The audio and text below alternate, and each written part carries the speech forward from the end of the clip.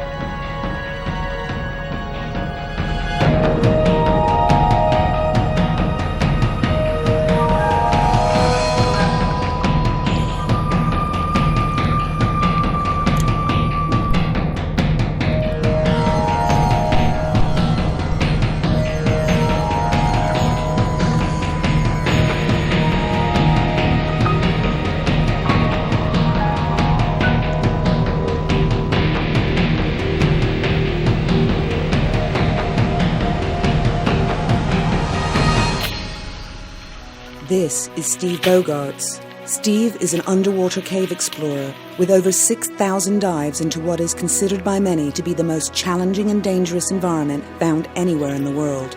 Steve will spend months, even years, hacking his way through virgin jungle, looking for cracks and holes just like this one, checking for possible entries into the underwater world. What is it that drives him? What compels him to keep pushing further? In 1924, when asked the question, "Why do you want to climb Mount Everest?"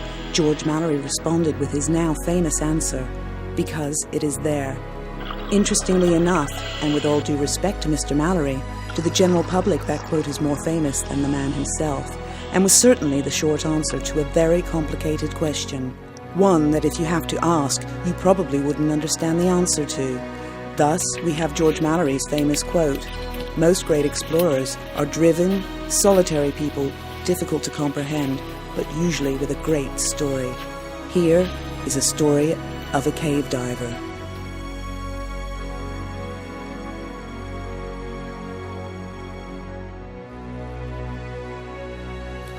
Originally I'm from London, England. I actually learned to dive in the Maldives while on holiday. And then all the rest of my diving after that, my diving education, took place in the UK, and it was mostly wreck diving in fairly challenging conditions, cold water, dark, lots of current. So it was a good preparation for all the diving that I would do in other parts of the world later on. I always had an interest in cave diving, even before I became a diver actually, so the idea of cave diving always fascinated me, so it was something that I always knew that I wanted to do. And I actually started cave diving in the UK, but just a very small amount of cave diving that I did there.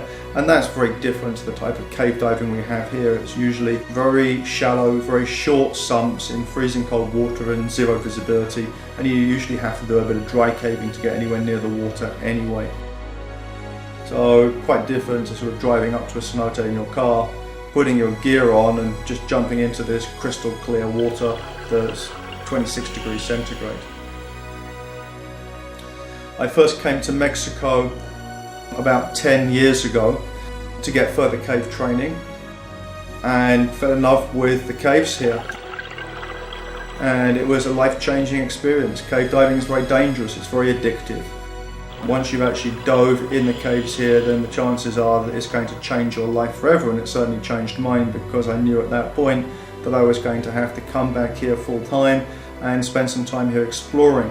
And when I originally moved back here, which was about 8-9 years ago now, I really only intended to be here for a year or so and do more diving in the caves and maybe even possibly do a little bit of exploration. Well, here I am 8 years later, still diving in the caves, still exploring, still enjoying it, still finding new challenges, still really totally fascinated in what I'm finding and what I'm discovering, and still with lots of new challenges ahead of me and way more cave to explore than I have the time or money to pursue, unfortunately. After agreeing to let me follow him around with a camera for the next week, I meet up with Steve at the fill station to pick up tanks. He has some exciting new leads to follow on some virgin cenotes deeper in the jungle. But for today, he needs to finish resurveying some older existing exploration lines. Steve will pick up full tanks of air here, first checking the gas mixture of each to make sure that they're correct for the day's particular dive plan. There are many different gas mixtures, and he knows that the wrong mix could at the very least cause serious problems and possibly be fatal. He will double check and we will be on our way. As Steve begins repacking his gear for the drive, he finds a bit of a surprise in his wetsuit. See the babies on the back?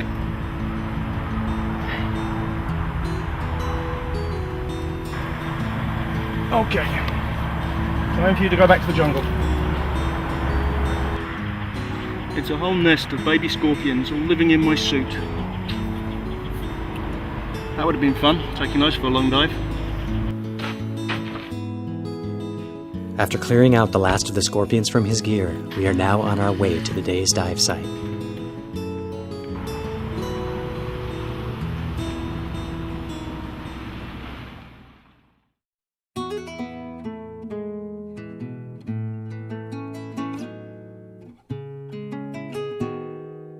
Okay, that's the last of the gear.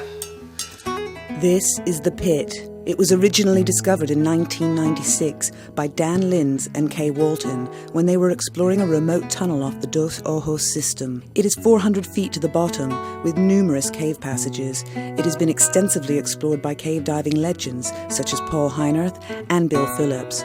It is from here that Steve has done some of his most challenging exploration, laying line back thousands of feet at depths approaching 400 feet, with dives up to 11 hours long in areas previously thought to be all but impassable. I was diving solo with a double redundant closed circuit rebreather system, which gave me like 24 hours of life support. We're expecting the dive to be around about 10 to 12 hours long.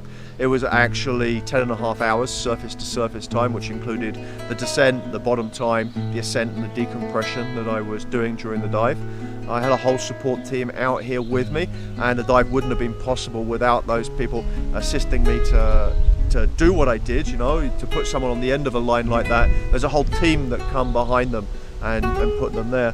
And I was able to actually explore and survey almost 1,000 feet of new cave at an average depth of about 330 feet, maximum depth 360 feet.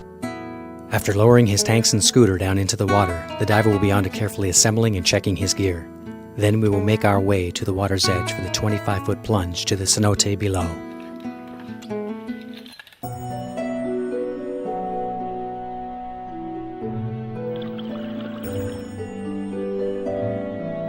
As I look down, white fluffy clouds with an almost heavenly appearance float in the water column well over 100 feet below. There it is, toxic, corrosive, and beautiful, the hydrogen sulfide layer. So what you're seeing now is me diving through a hydrogen sulfide layer in the cave. Hydrogen sulfide is an extremely toxic gas, and if you were to breathe it for any extended period on the surface in a high enough concentration, it would kill you pretty quickly. Sometimes on the end of the dives I'll sort of scooter in and out of it or swim in and out of it, and I almost feel like I'm flying through the clouds. the light beams coming down and hitting it, and it's almost got this fluorescent blue glow. It just looks incredible, particularly at a place like the pit. Rising above the hydrogen sulfide layer after finishing checking the lines at the bottom of the cenote, he then grabs his scooter and heads toward the opening in the side of this immense cavern. The importance of the guideline in a cave cannot in any way be overstated. In most cases, it is the diver's only reference to the surface. It is also the basis for all of the maps and charts that are cataloged for future exploration. While moving quickly into the cave on his scooter, he will keep a constant visual reference with the guideline. Using scooters, the diver is moving as much as 4 times faster than swimming, and at this speed, it is very easy to lose contact with the line.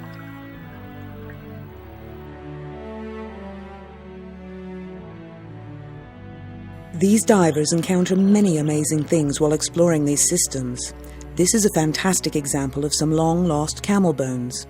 These camels, or camelops as they are called, were much larger than the camels we are familiar with today, and at one time thrived from Alaska to Central America, but, along with many other species of animals, went extinct at the end of the last ice age, approximately 10,000 years ago.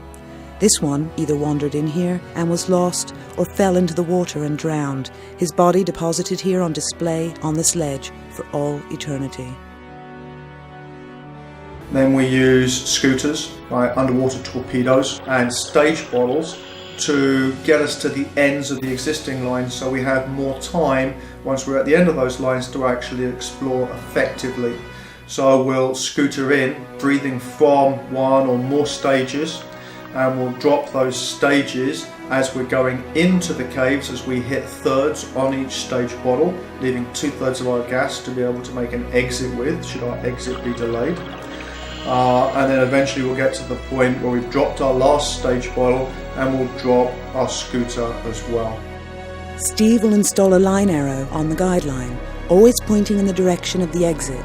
These arrows are marked with his name and or a keyword for his own safety, as well as for survey information.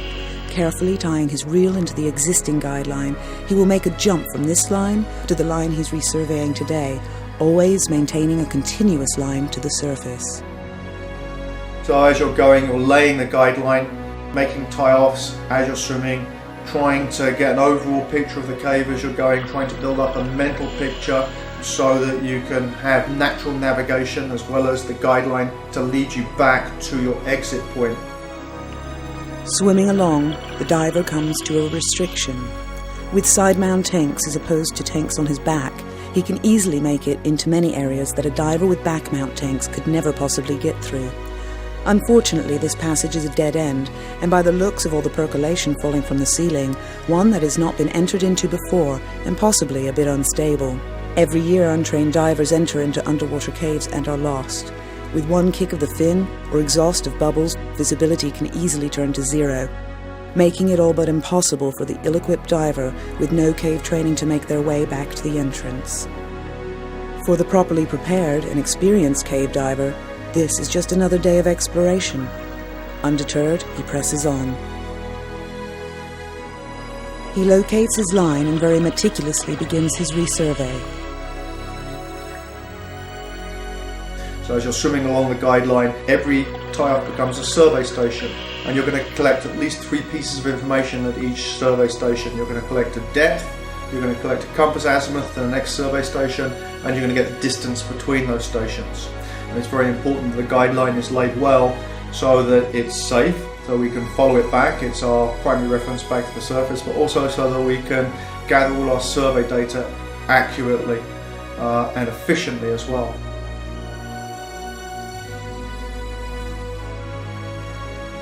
Finishing his survey, the diver picks up his stage tank and scooter and works his way back to the entrance. Exiting the cave into the cavern zone of the pit is an image that is near impossible to fully capture on film, and one that is as unforgettable as any I have ever seen. I didn't get the chance to talk to Dan Linz or Kay Walton while filming this project, but I can only speculate as to what they may have felt when seeing it for the first time. For me, it has all the magic of a sunrise over the Caribbean Sea. This is clearly a great part of why these guys do what they do. The days ahead will bring many great challenges, such as hair-raising wildlife encounters, a cave collapse, as well as a looming threat of devastation to the cave system and the Yucatan freshwater supply. But for now, Steve will pack up and head into his office to input today's valuable survey data.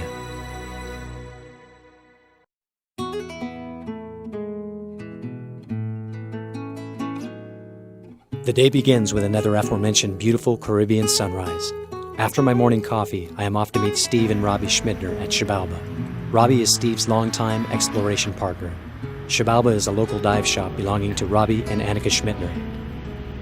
The Mayan word Xibalba roughly translates into place of fear or phantoms, a wonderful place dedicated to sickness, starvation, fear, destitution, pain, and ultimately death. What a cute little name for a dive shop that specializes in one of the world's most dangerous activities. When you meet Robbie, it all sort of makes sense. He has a great sense of humor and a carefree and likable way about him. It's easy to see why Steve thinks so highly of him.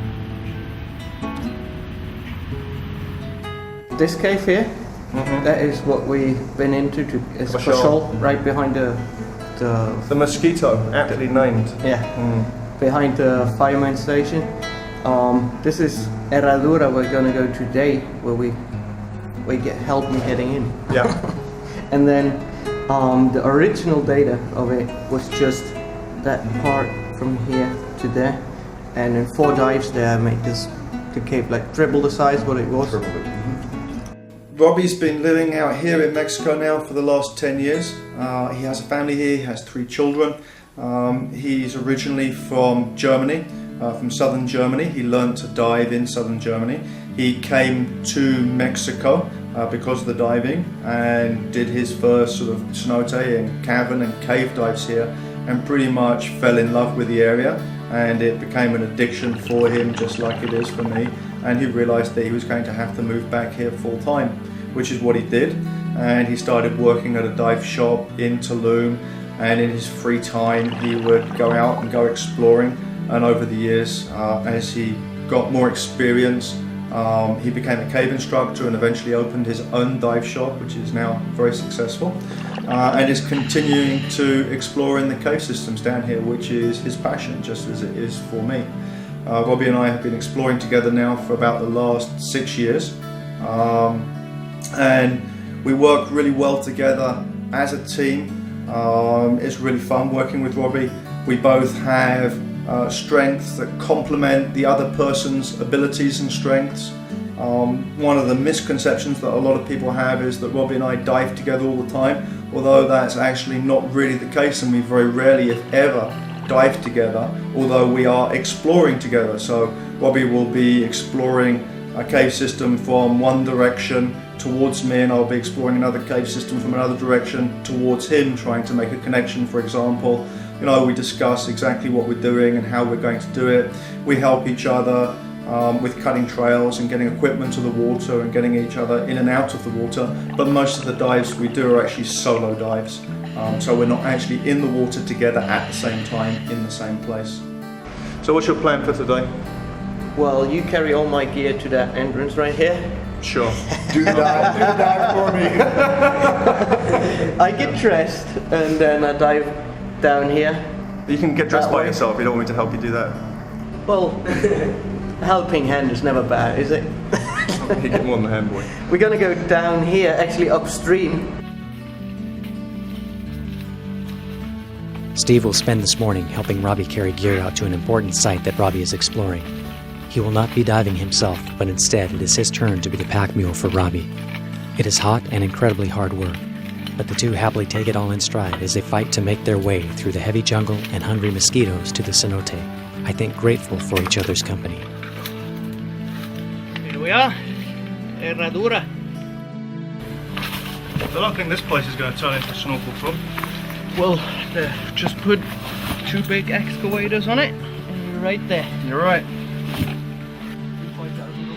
So, here's the guideline, tied off on the surface, so we can GPS this point, so we can begin our survey data from, so that it georeferences all the various different cave systems we're exploring.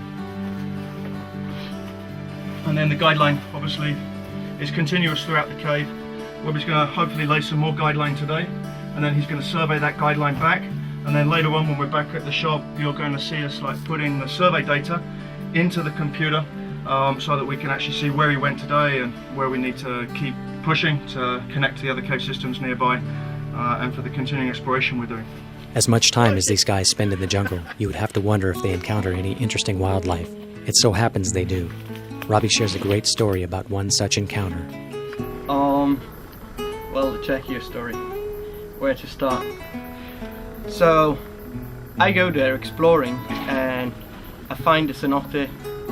By going through the cave, I see daylight, I go up there, I surface, and there's a nice open cenote right there, a nice stone roof on top of my head. And I was fixing my guideline, which I obviously brought with me, to a stalactite. It took me 2-3 minutes to get that fixed. And then I take my light and look around along the edges of that ceiling above me. And as I go over to that corner, my light gets reflected by 2 big eyes, like boom, whoa! Right at that moment, I kind of got shocked and froze. I couldn't move a lot anymore. But as I'm there looking at that animal, stands up, walks over to me, and was just like in television. Head down, and you saw the shoulder blades going up and down of the animal. Was amazing. It came over and stand right 5 meters in front of me, big head like that, looking at me, and probably didn't know neither was in the water there. I didn't smell like a human. I just came out of the water, and I was just like up to here out of the water, and looked at me. I looked at him, and my idea was to blend him, you know? So I started walking up and down the waterline, looking at me. What is that weird thing there in the water? And as I'm there sweating like a pig, basically, my mask starts to fuck, and I couldn't see him anymore, and the whole situation got more and more stressing. So I tried to get that mask off my head, and then the jaguar just stands right in front of me, looking at me, and suddenly goes down like that. And I was scared he would jump now. I go backwards and notice that I till here stuck in mud. So I couldn't get away, but by trying to get backwards, I put the light down, and the jaguar stand up again. I said, what the hell is that? I put my light up again, and it went down again. So what he tried to do was to look what is behind that light. After time passed by, I switched off the light. I couldn't do anything, but the jaguar walked up and down the waterline into the daylight, and you saw the fur really nicely, brilliant, shiny, beautiful animal. And then after a while it turned around, went behind a big boulder, and one more look, oh, that weird creature is still there, and then disappeared in the jungle. Checked my computer, it was 10 minutes surface time. That was amazing scene. As Robbie finishes gearing up for his exploration, Steve is already busy making some exploration plans of his own. Alright, you might coming back for me in 3 hours, something like that? Alright, man. Cool. Good. Have a good dive. Good luck. Thanks.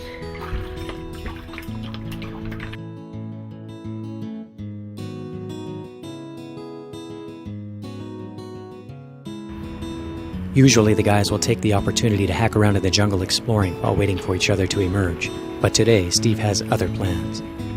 Since we are only 30 minutes away from a small airstrip near Playa, he will take an hour or so to fly over an area of interest. He has gotten a tip on a cenote that is out a bit off the main road, but with a location that holds promise for a connection that they have been working on for quite some time. It is interesting to note that in this area the ground is like Swiss cheese. Virtually all of the water used for everything from drinking to watering plants comes from this underground cave system, and they are all connected. Some of the connections are big enough to drive a jumbo jet through, and some are as small as a pin. If you soil one piece, you soil it all. And it is quickly becoming soil.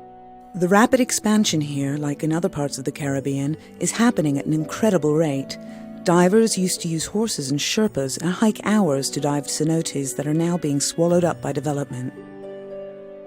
It is not uncommon to be driving along and see divers crossing busy highways in full gear to dive cenotes that are literally just feet from the passing traffic.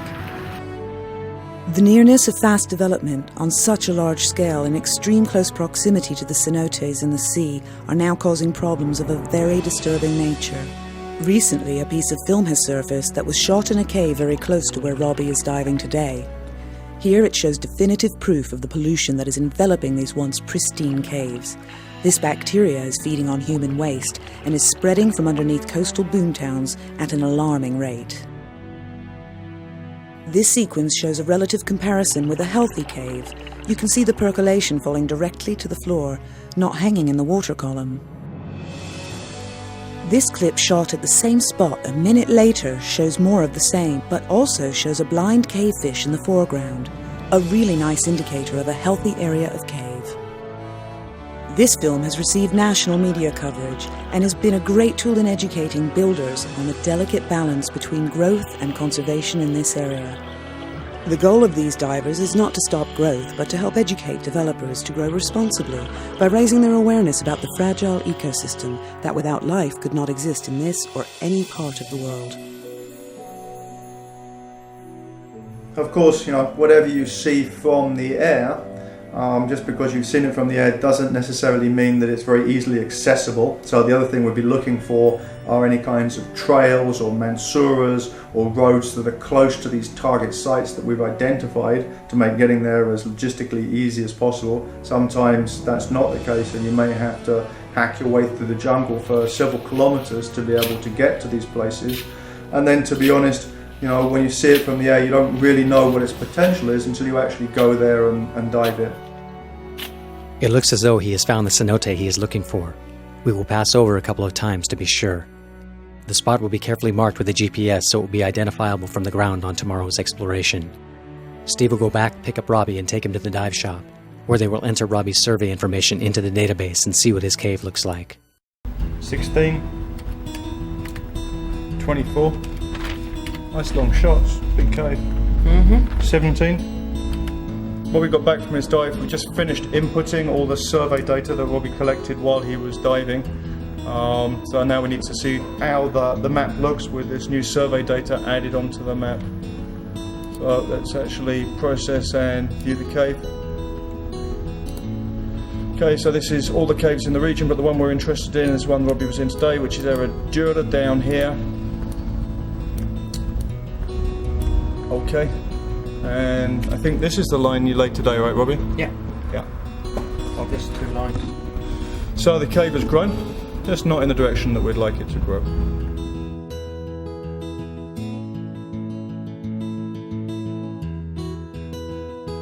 Steve is up and running very early this morning. His girlfriend Anna, a local dive instructor originally from Germany, will join him to meet Don Pablo. Don Pablo comes from a very old and important family in Tulum and is the owner of the cenote in which Steve is interested in exploring. ¿Cuántos años vivo aquí? Ya tiene años. Ya tiene años. ¿Sí? Sí. Yo he vivido aquí como 60 años. 60 años. Sí. En Tulum. Sí. ¿Aquí? ¿En Tulum o Sí, aquí. otro lugar? Aquí. Solo aquí. Solo aquí salgo a trabajar, pero regreso aquí. Sí. After securing permission to explore and dive on Don Pablo's property, Steve wastes no time in making tracks out into the jungle. This is where the real exploration takes place. Steve wastes no time in getting into his hiking gear and getting the machete sharpened. He will mark where he has left the truck on the GPS and check the direction of travel one last time before getting on his way.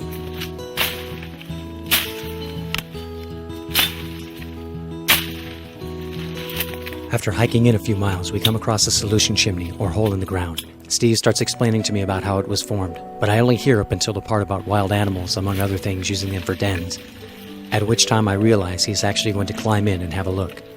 He later explains, this area receives about 1.5 meters of rain annually, which absorbs atmospheric carbon dioxide, creating an acidic solution of carbonic acid which dissolves the limestone it comes in contact with. What this means is that the cave environment can be a bit unstable at times, and collapses, although rare, are not unheard of. Well, I can't get through in back mount. I'm going to have to low mount this one. Later, I ask Steve if he has had any experience with underwater collapse, and he shares a very interesting story with me.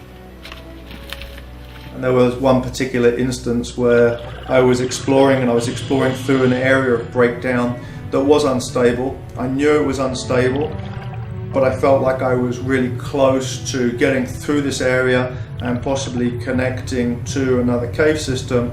So I continued to push, even though the inner voice was telling me it's far enough and you should turn around. And sure enough, the cave actually collapsed behind me, blocking my exit. And at that point, I had no other way back out of the cave system.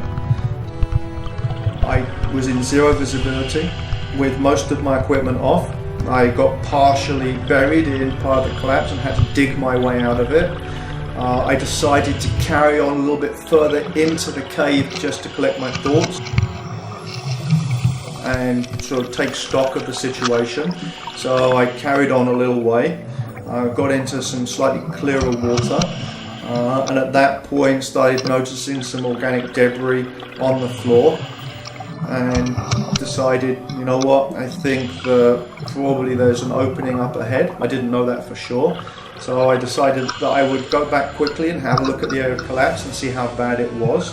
And if there was no way back through it, then I'd continue exploring further into the cave system and hope to find an alternative exit. I had lots of gas left, so I had lots of time to do this, which is a nice thing, but obviously that gas supply is finite, so I only had a certain amount of time to find an exit or find a way back.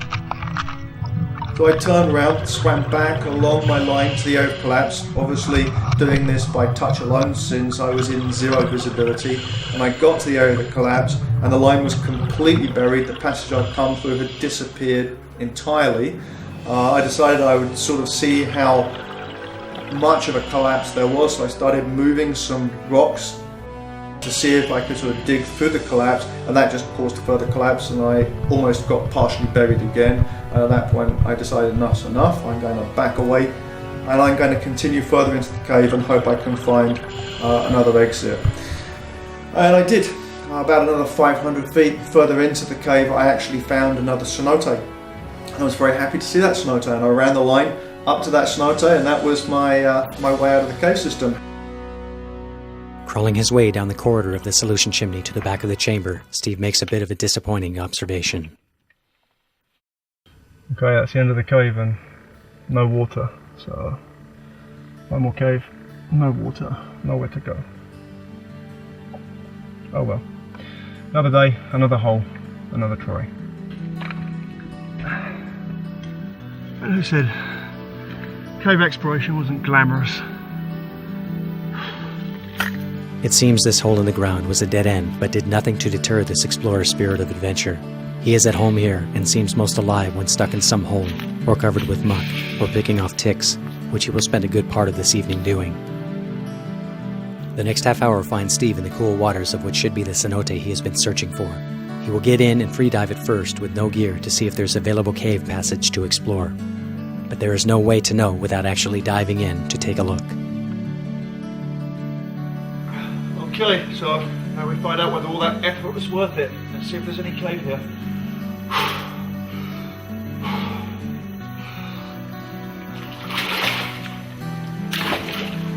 As Steve sinks below the surface, I am aware of one simple certainty. In the jungle, something is always watching. From the incredibly loud howler monkey, to wild boar, to wild cats, and to, of course, crocodiles. This jungle is every bit as dangerous as it is beautiful, and so Steve is a welcome sight as he returns from the murky depths. Woo. Cool.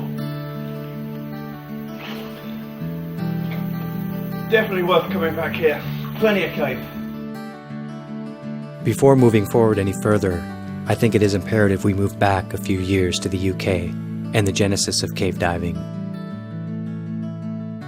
The world's first cave dives were done in 1935 at a place called Swildon's Hole, located on the southern edge of the Mendip Hills near Wells in Somerset, England. The first dive was made by Jack Shepherd using a homemade dry suit surface-fed from a modified bicycle pump.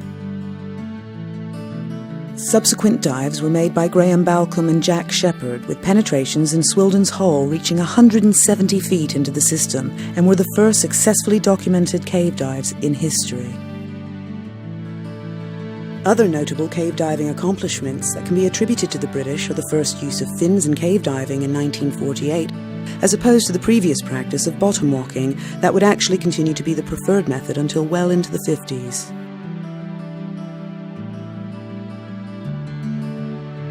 Mike Boone in 1962 was the first to use the single-hose regulator, the first to use side-mount tanks, and also popularized the use of pressurized air and open-circuit diving, as opposed to oxygen rebreathers that limited divers to shallower depths in the caves. Mike Wooding, a pioneer in the use of back-mount cylinders in the caves, is credited with being the first diver to reach the 1,000-foot penetration mark. The 70s saw the likes of divers such as Martin Farr, John Parker, Oliver Stratham and Jeff Yeadon pushing each other further to new limits, with Stratham and Yeadon in 1979 reaching a penetration of 6,000 feet on a single dive, and Farr reaching a depth of 150 feet, both records at the time.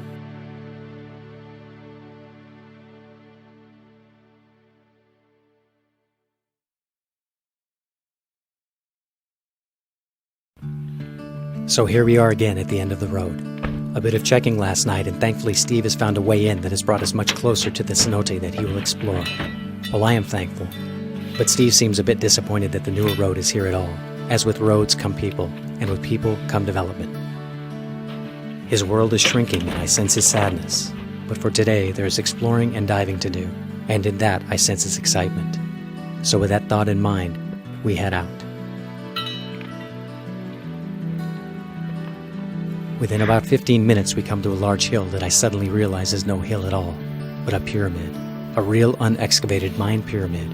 It is hard to imagine we are hiking over what once was a city of possibly thousands of people. I am ready to hang out here a while and explore. Steve, however, having hiked over a few ruins in his years spent exploring, is not as easily distracted. A good section of this new way to the cenote leads directly on top of a nice clean and well-used game trail. The trail leads us through a spectacular dry cave. Walking through the cave and out the back brings a wonderful surprise, a beautiful and undiscovered cenote. What a great place to stop for a quick rest, as we still have a ways to go and we have a good 2 or 3 trips back to the truck for the rest of the gear.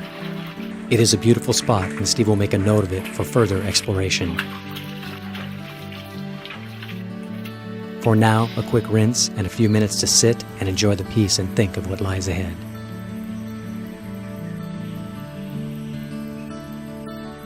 With the heat of the day at its peak, the well-rested explorer will make the long, hard push to our final destination to drop his 120-pound load of tanks before returning twice more to the truck for the rest of his dive and overnight gear.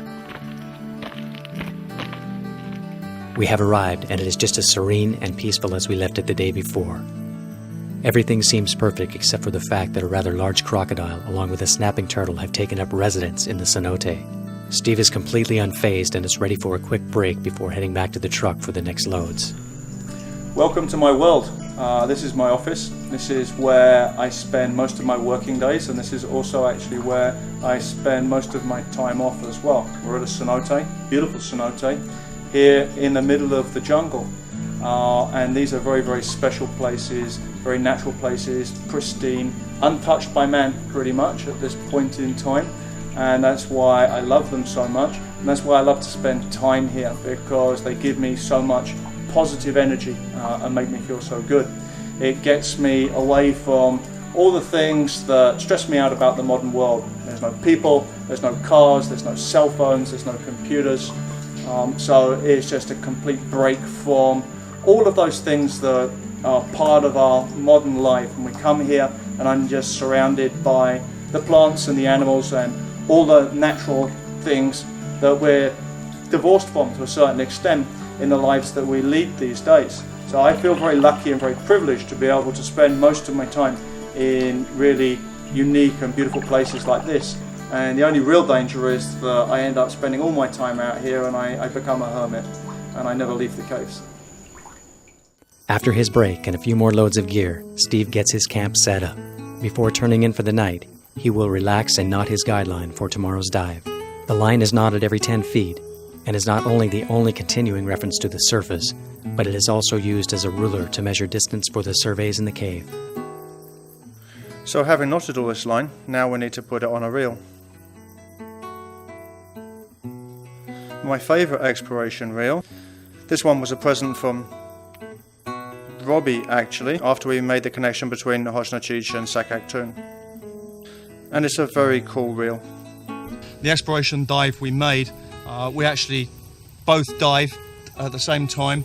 Robbie from the Sakaktoon side and me from the Nahotchna Chich side, and we timed our dive so that we'd arrive at the connection point at more or less the same time, and we could do a handshake connection. We'd actually meet underwater. I mean, we've been working on this project together for so long that we actually wanted to do the final dive, the final connection together, and it worked out perfectly. We timed our dives, we arrived at the connection point at exactly the same time. We planted a bottle of champagne. We did the final tie-off of the lines between the two cave systems on the neck of the bottle of the champagne. We did a handshake, we took some photographs, we turned around and we headed back out the way we'd come in. And that was just an incredible experience. I mean, we were just so stoked and so happy. We were walking on air, you know, for weeks afterwards. And actually Robbie's daughter was born 3 days after the connection, which just like made it all the sweeter as well. So a really incredible experience. But just one step in the journey, and we're continuing that journey, we're continuing the exploration, we're continuing to learn more and find out more about these unique, incredible cave systems. And now we're sort of like searching for another holy grail of cave diving, which is the connection between the Nahotch section of Sakaktoon and Sistema dos Ojos, to once again make Sakaktoon the world's longest underwater cave system.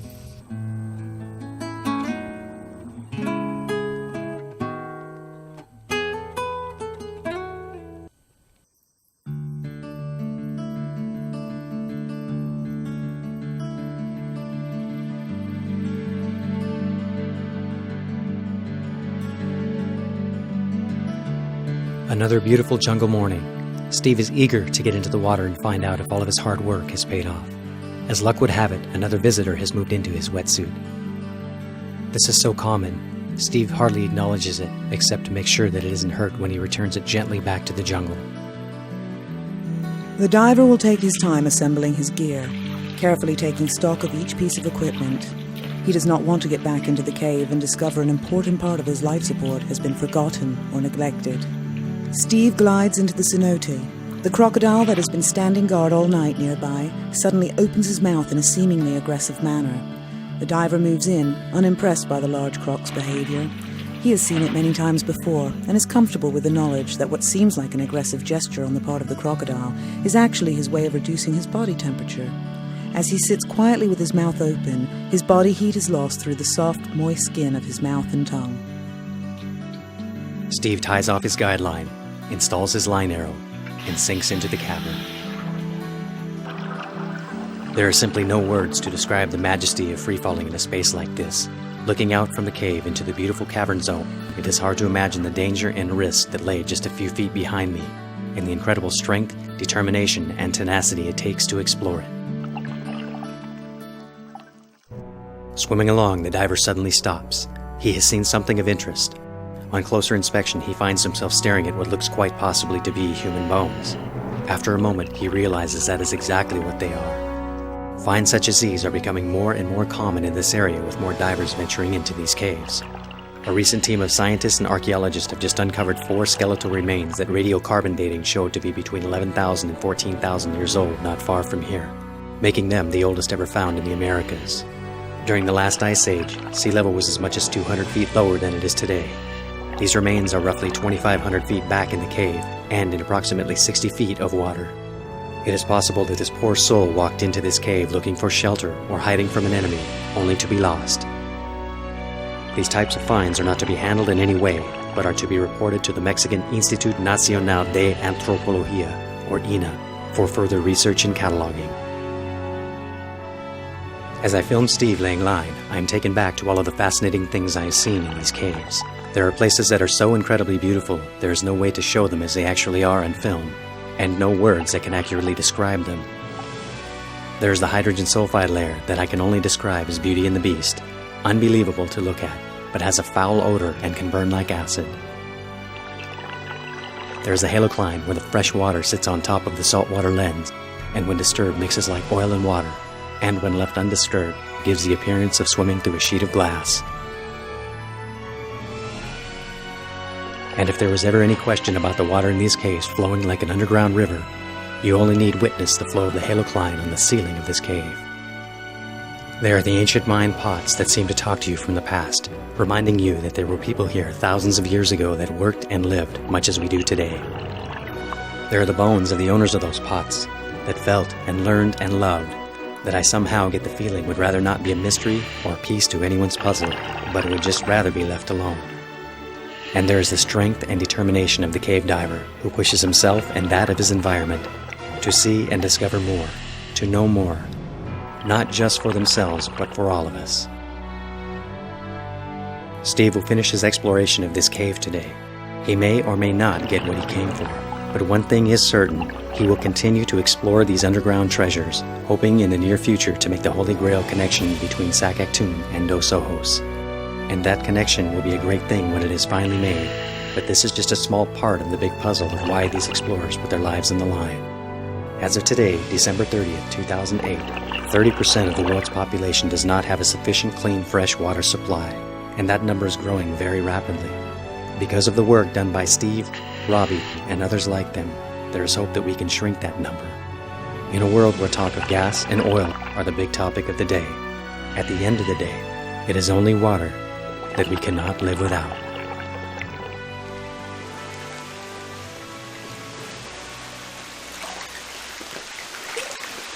Wow. Amazing cave. Really beautiful. Great dive. Fresh water is one of the non-renewable natural resources that we all need to safeguard. And there's so little study and understanding about aquifers, about groundwater, about flow through groundwater and everything else, that they definitely need a lot more study and a lot more understanding. And the work I do as an explorer hopefully lays the pathway that the scientists and the experts can follow along behind me, and they can learn more about this environment, they can learn more about the hydrology of this environment, and that way we can understand it better and we can appreciate it more, and we hopefully can get it the conservation and protection that it needs, because all of us, all the ecosystems, all the plants, all the animals are dependent upon this fresh water here and in other parts of the world, and we really need to protect and conserve it. So we'll be back here again tomorrow doing some more diving, some more exploration, trying to understand a little bit more about this truly amazing world that we live in. Yeah, life doesn't get any better. I'm happy.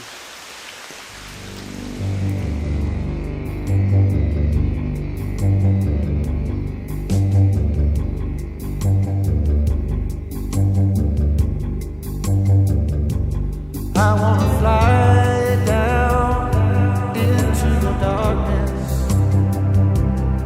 I wanna glide down into the room.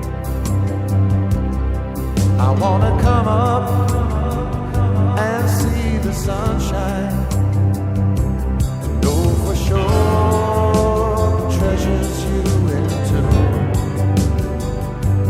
Know for sure.